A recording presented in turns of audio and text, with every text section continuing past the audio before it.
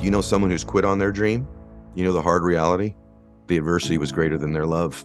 The adversity was greater than their love for their family. They sold their family out. That's the hard truth.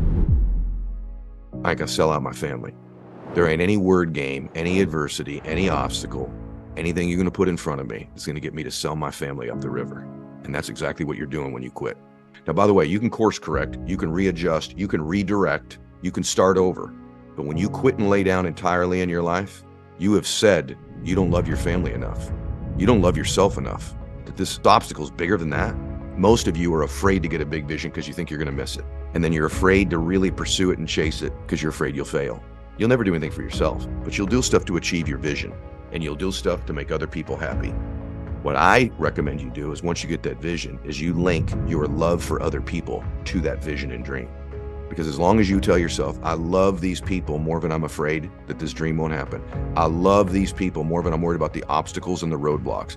I love my family. My love is greater than anything that will get in the way. Many, many times I wanted to quit, and I would remind myself, I love my family more than this obstacle. I love my family more than I'm afraid. I love my family more than this adversity. I will love my family longer, and it will endure far past this problem. And once I attached my love to the dream, the people I love to the dream, I became a pretty unstoppable force because there was no cop-out.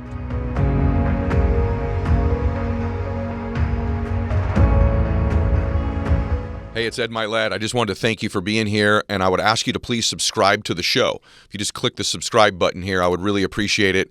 It helps the show grow so we can get even more successful guests on the program to help you.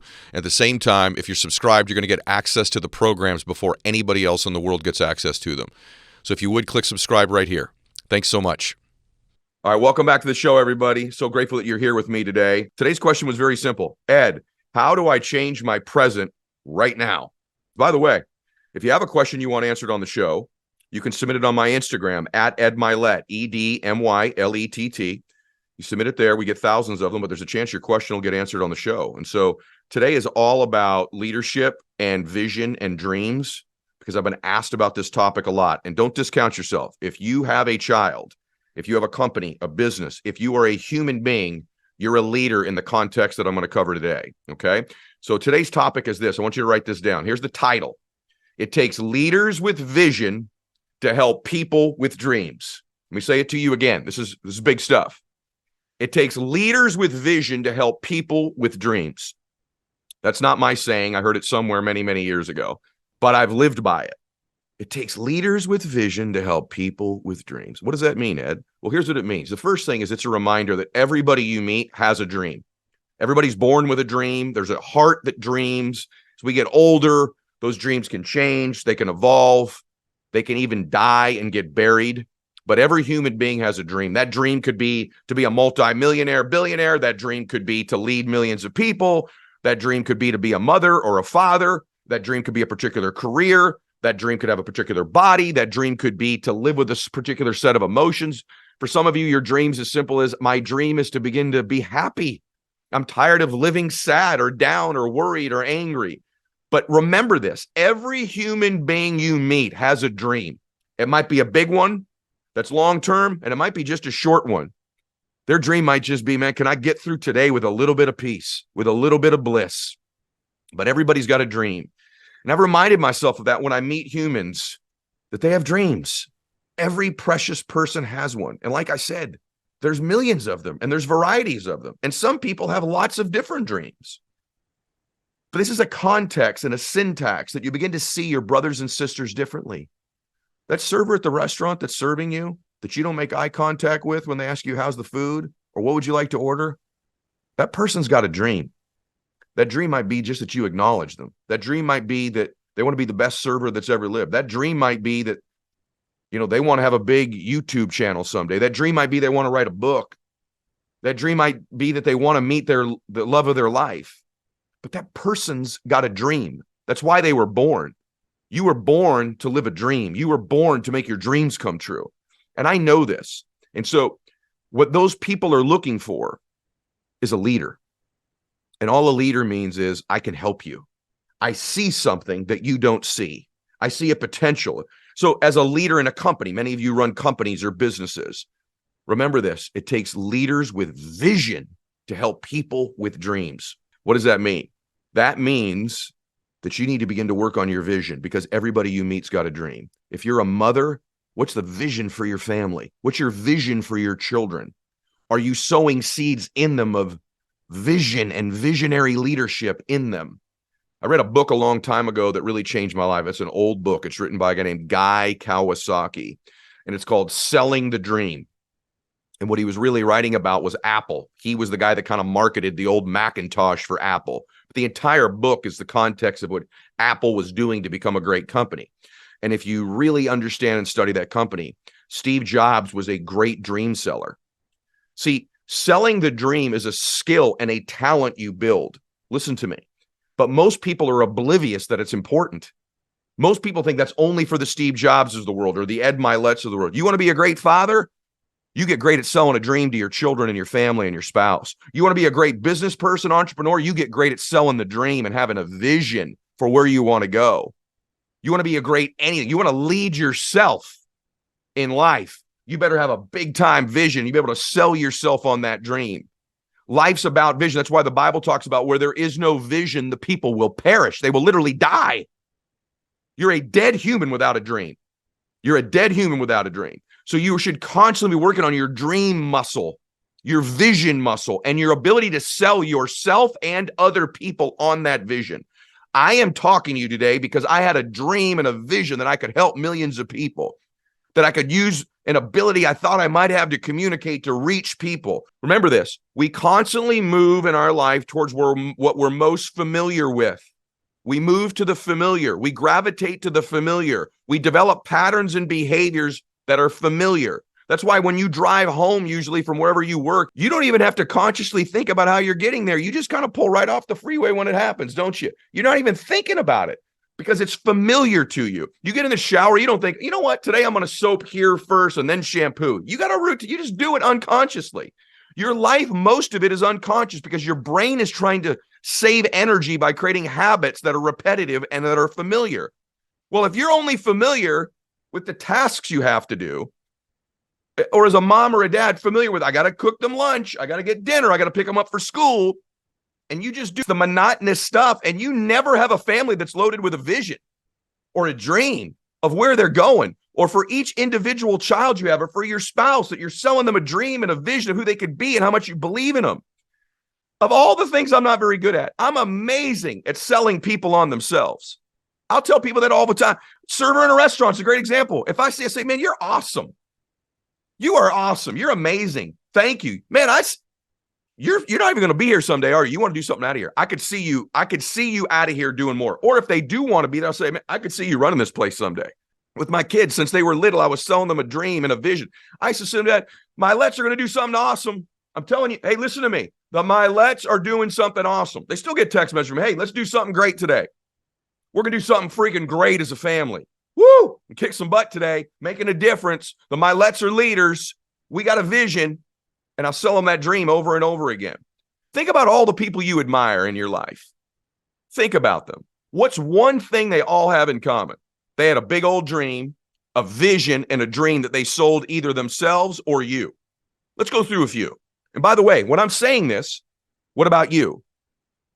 What vision are you constantly selling yourself on? What vision are you selling your colleagues on? What vision are you selling your spouse or boyfriend or girlfriend on? Your children on? Your parents on? Do you do that? Are you conscious of it? Because that's called being alive. The ability to grab a vision and develop it is a muscle. And to do it repetitively, even when people are rolling their eyes at you going, I heard this before.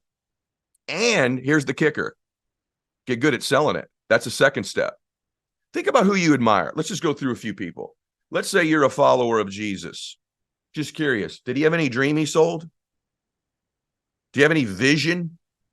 His vision, his dream was everlasting life for you. That's about as big as it gets. You bought the dream and the vision if you're a believer. Whatever your faith is, you've bought the vision and the dream of this person that is your deity. In my case, I'm a Christian. And then what did he do? He sold the dream. He cast the vision and he sold the dream over and over and over and over and over again. And then he built a team of people that sold it, and it's become the biggest movement in the history of mankind. Maybe you're not religious. How about Martin Luther King? Do you admire him? Wow, that's interesting, because his most famous speech is, I have a dream. And he sold the dream. He did it with his oratory skills. He did it with his physical labor in the marches and the standing in the difficult times up against adversity. And then he had other people who caught that dream, like the Rosa Parks of the world, who started to carry that dream and that vision. Okay, maybe you're into politics. Who do you like, Trump or Obama? Because you don't like them both. What did Obama have? Hope and change. If you loved Obama, you were all about hope and change. And he embodied that hope and that change that you love. Maybe you didn't like Obama. Maybe you're a Trumper. You love Donald Trump. Did he have a vision? Does he have a vision? Make America great again. That's the vision. And he sold the dream on it. Now, it's even more powerful when you embody that dream. So let me give you some steps. You gotta get great at seeing a vision for yourself and other people. Then you got to sell a big enough dream that the dream of everybody within your stewardship can fit inside the one you're selling. So if you're a business leader, you got to sell it big. Here's your number one problem if you're running a business right now. You ain't selling it big enough. You got to see it bigger. Ready for this? Get in the big, man. Sell it bigger. Get in the big. When Apple was just a board company, Jobs was talking about being the most transformative company of all time. That was crazy. How about me? Some guy that's just plugging away as an entrepreneur 25 years ago, a dream of being worth hundreds of millions of dollars, of influencing millions of people, of using my story to change. You'd have laughed your ass off at me back in those days. Well, people aren't laughing anymore, are they? Because I got a big old vision. I started selling myself the dream. And when you sell it and then you embody it. So here, that's step one, get a vision. Step two, start selling that dream. Step three, make it repetitive. Being in business or being a mom or being a dad or being a leader is not coming up with new things you say to old people. It's saying old things to new people. Let me say that to you again. Too many of you are trying to create some new thing you're saying to the old team. What you need to be doing is saying the old things to new people. So I've said it over and over and over. So you got to sell it big enough that everybody's dream fits inside of it. So the Myletts are going to do something awesome. Max, you can play on the PGA Tour. Bella Boo, you can have your own business and run for president someday. It fits inside the dream that I'm selling. If you're running a company, you got to get the dreams of everybody to fit inside that. The third thing is you got to back it up with massive action. It can't just be words. People got to watch you go, oh, she means it now. You get good at selling that dream and you do it repetitively. You don't end up suffering from what I call leadership fatigue, where you get tired of hearing from yourself. You get tired of saying it. Most businesses fail because the leader gets tired of selling the dream and acting like it. Most parents fail because they get tired. If they ever sold a dream, they get tired of selling it because the kids don't behave, they don't act like it, and they finally just quit. The more you sell the dream and sell the vision, I'm convinced the problem for most kids is they're being raised by parents who don't sell a big vision and a big dream and tell them how amazing it's going to be. When you're a leader, that's a position. That means you have a viewpoint the people behind you can't see. You have a job as a leader, as a mom, as a dad, as a business leader, as a coach, to say, hey, let me tell you what I see because you can't see it. Let me tell you how it's amazing it's going to be when we get there, how worth it it's going to be to go through the trials and tribulations, how worth it is to go through the ups and downs and put the work in. Let me say it to you again because this is going quick, okay? You got to see something they don't see because of your position as leader, and you got to be able to say, let me tell you what I see. And you tell them over and over and over, and you tell them in different ways until they get it, but you say the same thing. And you tell them how amazing it's going to be when we get there. Go all the way back to Jesus. Let me tell you what I see. I see you in heaven someday. Let me tell you how amazing heaven's going to be. Let me tell you how amazing it is. Right? Over and over and over. Then you tell them how to get there. Over and over and over again. It's got to be big. It's got to be bold. It's got to capture people's hearts, and they've got to see themselves fitting inside the one you're selling. It can't be a selfish dream unless you're just leading you. Then you got to do the hard one. You got to validate it with your action. They got to see you go, wow, she's serious. She's in here 2 hours earlier than she used to be. Oh my gosh, she's got this dream of doing this bodybuilding contest she's doing. Look how disciplined she is with her diet. My gosh, she takes off on lunch and works out in addition to her morning workout. They start seeing it. Man, he's talking big stuff for the company right now. He's talking major plans, major vision, unbelievable stuff. Have you seen how he's working right now? This dude's a maniac. He means it. You validate the dream with your actions. You tell your kid they're going to play high school basketball. How often are you getting out there shooting with them? How often are you getting up early? How many videos are you sending them on shooting stuff? How many articles? What the coach are you trying to get work to get them with? Validate it with your actions. You become a powerhouse. And then it starts to get momentum. This is what happens in life. You got to learn to do this. If I was to tell you one thing about your life I would wish for you, is that you would get a bigger vision for you. If there's one thing I would wish for your company, is that you get a bigger vision for your company. If there's one thing I'd wish for your family, is that you get a bigger vision.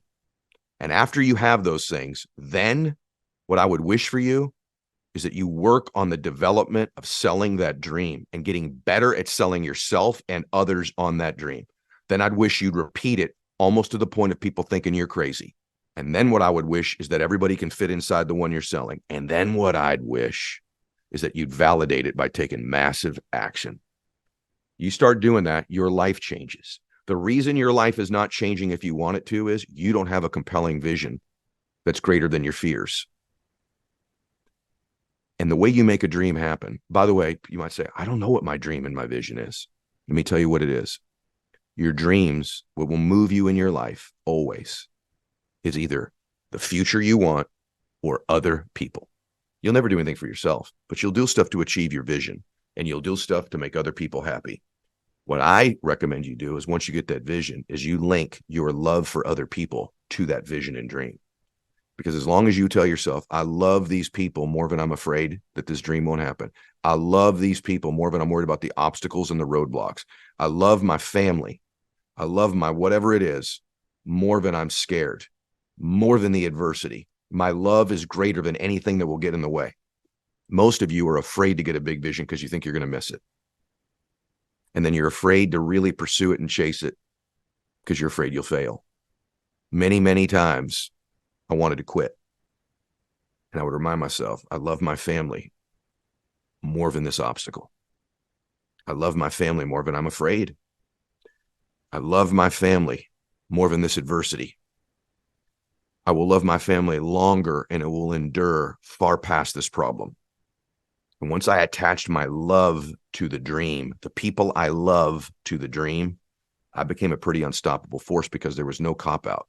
And by the way, if you know someone who's quit on their dream, you know the hard reality? The adversity was greater than their love. The adversity was greater than their love for their family. They sold their family out. That's the hard truth. I ain't gonna sell out my family.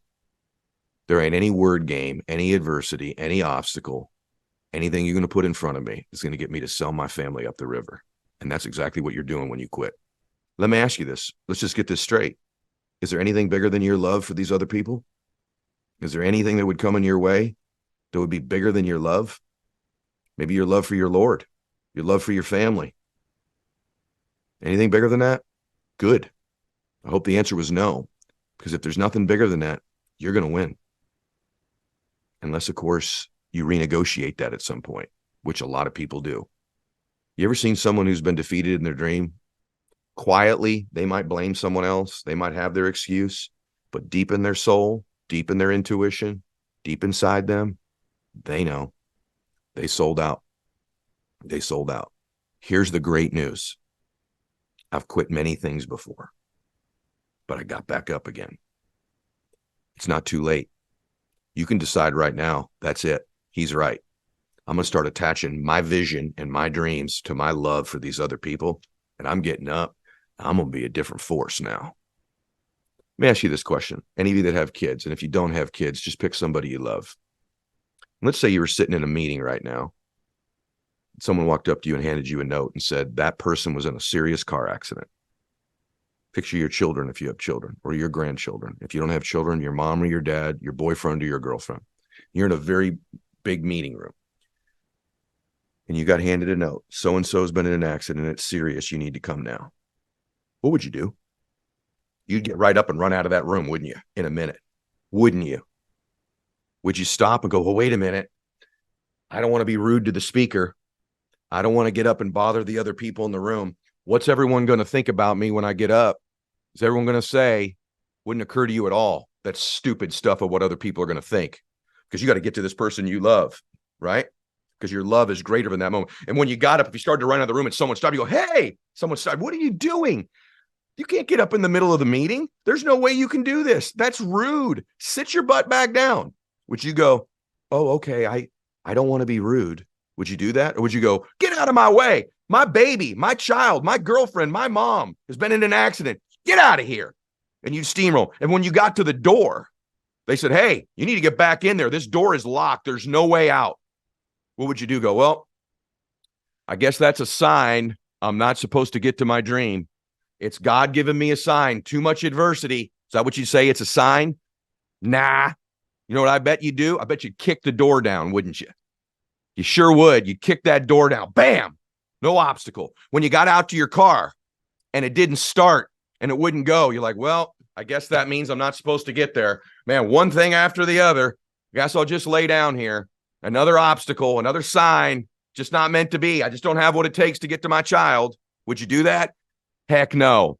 You'd go carjack a dadgum car if you had to, wouldn't you? You'd ask, I need your car. I need your car. I need your car. I need to get, take me right now.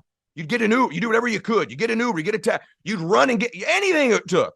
When you got to the hospital, if you got to the door, they go, hey, slow down. There's procedure here. You got to sign in. Are you family? You got to be like, hey, I got to get to my family. No obstacle. Well, hey, we need these. Would you say, well, man, before I do it, I need to know the exact words I'm supposed to say. I need to be totally prepared for when I get to the hospital. I need total preparation before I can get to the screw preparation. You're never going to be totally prepared for that moment. You don't have to have the perfect words or the perfect moment or the perfect knowledge or understand everything. That's all out the damn window when you want something to get somebody that bad. You'd get to your baby, wouldn't you? You wouldn't need the perfect words. You wouldn't need to know everything. You wouldn't wait to get started for the right timing. None of that crap would matter, would it? Because you're going to get there because you love them so much. That's how your dream has to be. And by the way, that's the truth of how people make their dreams come true. And here's the truth about the people that don't. They don't attach that love, that urgency, that obsession. And so little stupid things start to seem big. What are these people going to think? Oh my gosh, someone rejected me and told me to sit back down. The doors are closed. There's no way to get in that room and make it happen. You'd find a way to get that door knocked down, wouldn't you?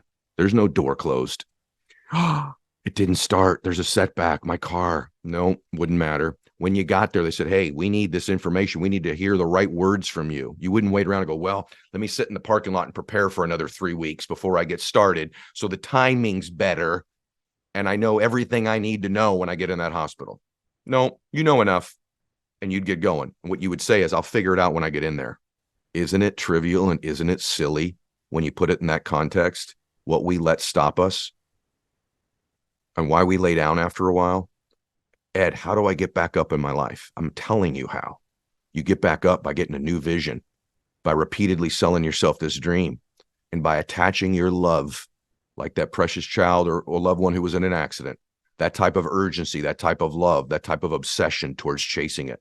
And now you're up. And when those obstacles do come, they may rattle you, they may stagger you, but they won't stop you. You're unstoppable. It's pretty good. There's 3 types of people in life. There's motivational people. Motivational people are awesome. You see them and you get motivated. What they do is they get you motivated based on your motives. If you do this, you'll get a Lambo. If you do this, you'll get money. If you do this, you'll get a body. If you do this, you'll get a relationship. So you are moved by your motives. Nothing wrong with being motivated or being a motivational person. In fact, I'd like to think I am a motivational person. I am motivated. But that's a low level of movement. It's a low level of chase. It's a low level of juice. But it is a level, and it's more than most people have. So if you're looking for motivation, you can get it. The second level is far more powerful, though. If you can add it, you can stack it. I'm motivated, and you stack to the next level. So you get motivation. You want that. You want the external. You want motives. But then you move to step 2, which is inspirational people or inspired people. Those people are a different type of force, because inspired people, the root of the word inspire is to be in spirit. So you got motivation going. Now you got inspiration going in your life. Inspirational people, they move mountains. There's an in spirit. It touches your soul. It moves you at an energetic level. That life force, that soul spirit level, that can overcome about anything. Motivational people can get stopped sometimes if they don't get their motive, or they do get what they were motivated by. I've watched a lot of people get what they wanted. They got the car, they got the money, they got some position or title, they got the degree. And then what? Because they were only motivated, meaning they were only after their motive. And once you get it, what's left? Or if you don't get it, that next level is so powerful, which is to be inspirational or to be in spirit. That's to move people with love. What I'm talking about today is to go to the next level, you need to be inspired. And then the third type of person is very rare. Those are aspirational people. Aspirational people are people you aspire to be like. So if you want to get your family motivated or your company motivated, let's take your company. Hey, if we do X or Y, I'm paying this bonus. If we do X, Y, or Z, we're taking a company trip. If we do X, Y, or Z, it'll mean a job promotion for you. That's motivating people, and you should do that. The next level, though, is to get them inspired in spirit, which is to say we're going to make a difference in other people's lives. We're going to make history. We're going to create change. We're going to change the planet. We're going to rewrite a wrong. We're going to do something great as a company. We're going to make history. That, or as a family, we're going to take the whole family to a new level. We're going to create generational wealth. This family's going to be joyous and different and amazing. I said earlier, one of the things about Dr. King that was so powerful was not only was he motivational, but he was inspirational. You felt something spiritual. You felt something in your soul. You felt an emotion. But he was even beyond that, wasn't he? The reason he was a transformational figure is because he was aspirational. People aspired to be like him. He didn't just speak. He went to the march. He stood in the line. He stood in the tough place. He took the hits. He lived under threat for so long and still stood by his beliefs and his dream. He was aspirational. If you're a follower of Jesus, he sure heck was motivating. Man, what an inspirational man. What an inspirational figure when he was walking this earth. Unbelievably inspirational, but he was more. He was aspirational. He lived it. He literally died for you and for me. Doesn't get any more aspirational than that. And that's how you create a big movement. That's how you create an amazing family. That's how you do something great. Motivational, inspirational, and aspirational. At least today, start by being motivated, but be working your way towards being inspirational, and take massive action on a regular basis, and you will become aspirational. Back it up with massive action. Anyway, that's what I think you do to change your life today. Now, there's a million things I can talk about. I talk about them every week. But in today's case, it takes leaders with vision to help people with dreams. And everybody you meet has a dream. Everybody you meet has a dream in their heart, or they used to. And it is your job to reinvigorate, to turn that light on, to create that fire in other people with a kind word by telling them what you see. And then if they see you living a certain way, they want to be more like you, then you become aspirational. In your family, let me tell you what I see. Let me tell you what I see. I see a vision for our family. I see a vision for you, my son. I see a vision for you, my daughter. I see a vision for you. You're going to do something great with your life, and you repeat it over and over and over again. You tell them about their giftedness and their greatness and what they're good at. And you back it up with the actions you take. That's how you transform that. In your company, it's the same thing. Let me tell you where I see we're going. If we get there, there's this trip, there's this contest, there's this reward, there's this promotion. But beyond that, we're going to make history. We're going to do something great. We're going to change this industry. We're going to do something awesome. People are going to know who we are. We're going to be on the map. We're going to compete. And then they see you act in a certain way, and then you're aspirational, and you validate the dream. All right, everybody.